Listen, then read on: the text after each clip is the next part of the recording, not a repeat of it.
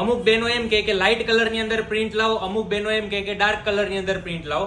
બંને માટે પ્રિન્ટો રોજ નવી નવી આવવાની છે, ફાઇનલ છે. ક્યારેક લાઇટમાં આવશે, ક્યારેક ડાર્કમાં આવશે. અને એવી જ રીતે આજે છે ને ડાર્ક કલર ઓપ્શનની અંદર મસ્ત એવી કલમકારી પ્રિન્ટ આવી ગઈ છે. 4 કલર ઓપ્શનની અંદર પ્રિન્ટ રહેવાની છે.